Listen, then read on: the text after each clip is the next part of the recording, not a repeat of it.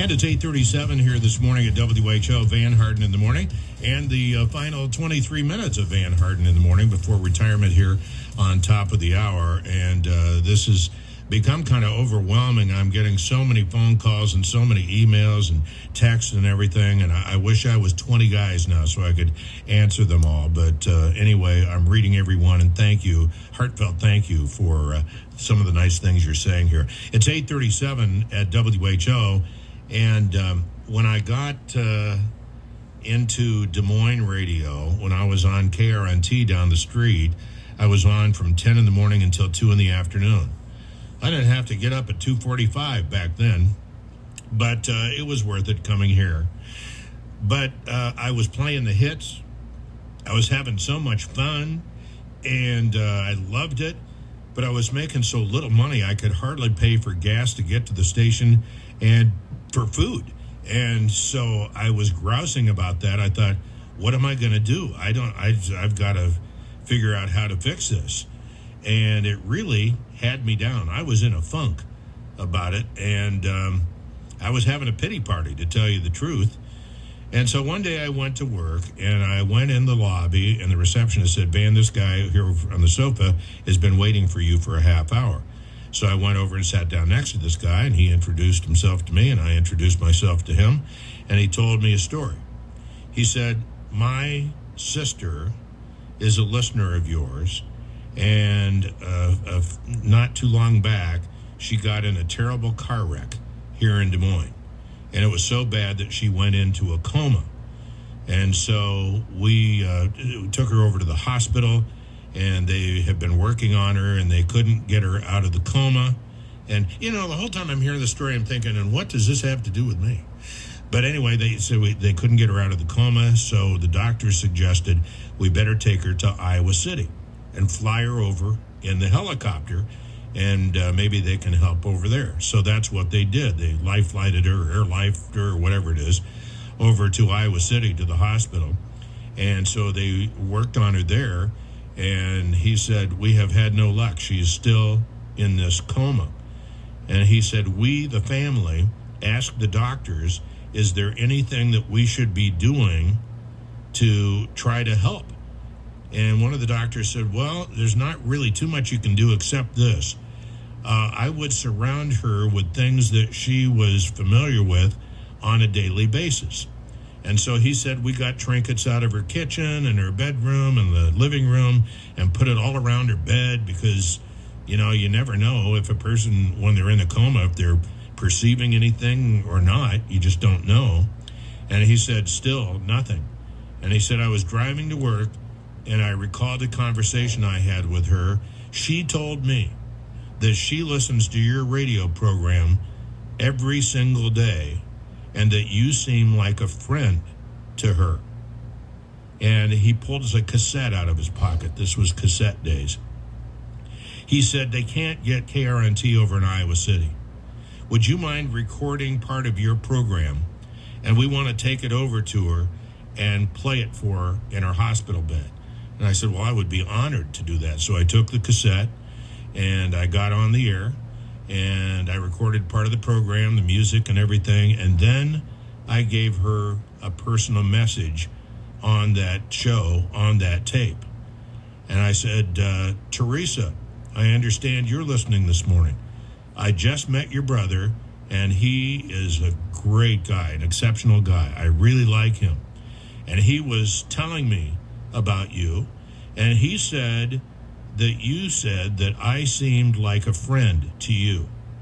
And Teresa, I will guarantee you that is absolutely true. And now it works both ways. The friendship is both ways. And Teresa, I've heard you're going through some tough times, and I just feel like things are going to get better. And I'm praying for you, and I'm pulling for you. And thank you for saying that I seem like a friend to you, because I felt that way with people that I've listened to on the radio too.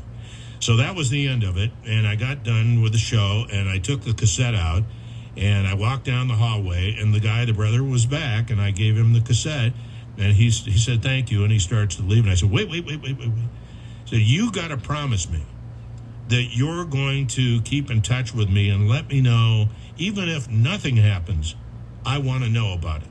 And he said, I will. I said, okay.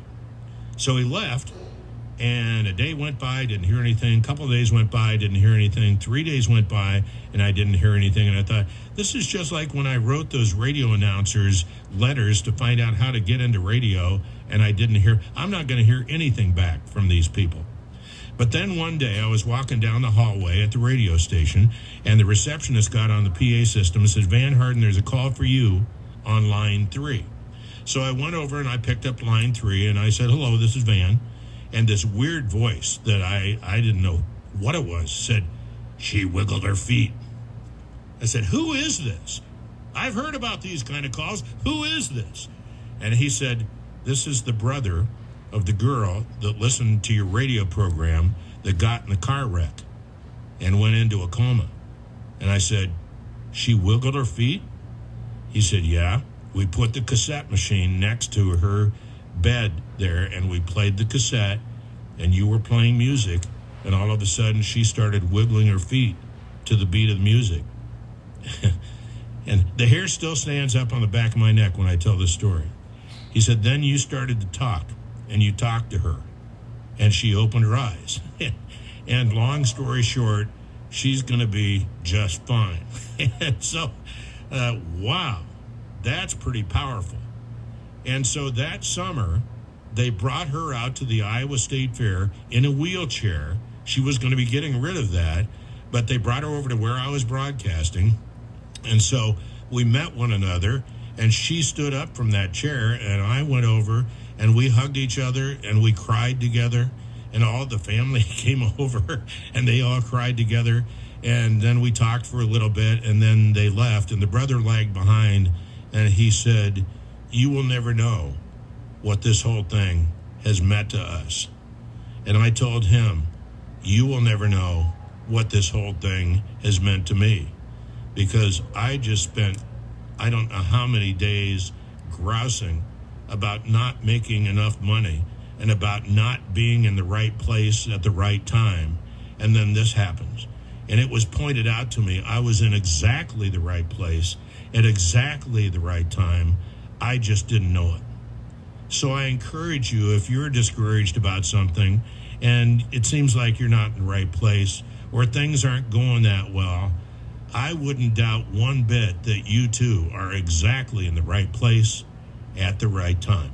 I want to say thank you to Emery Songer for being the rock that keeps the thing on the tracks here, and he's been doing the best he can. We're getting so many phone calls, we can't keep up with them, so I appreciate that very much. I think about the people that I've hired here when I was program director. My goodness, Jan Michelson, and a lot of people ask about him. He's out in Las Vegas now with his family.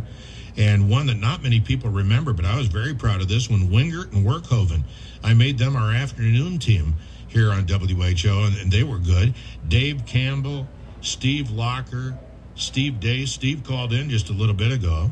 Tiny Tim. Yes, I hired Tiny Tim on WHO Radio to do a program here on the weekends, and he filled in for Bonnie one time. That was as strange as he was.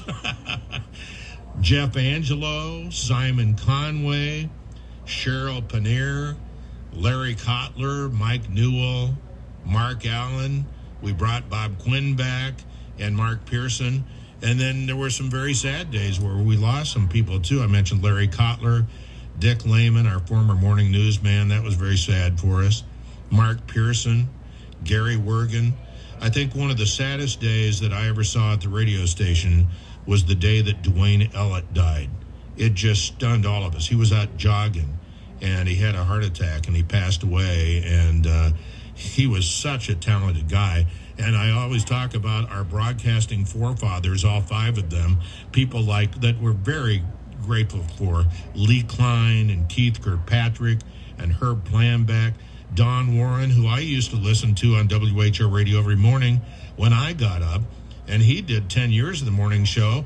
And we all thought that was a long time back then. And, of course, I've already mentioned Roy Fox. I wouldn't be sitting here if it wasn't for him.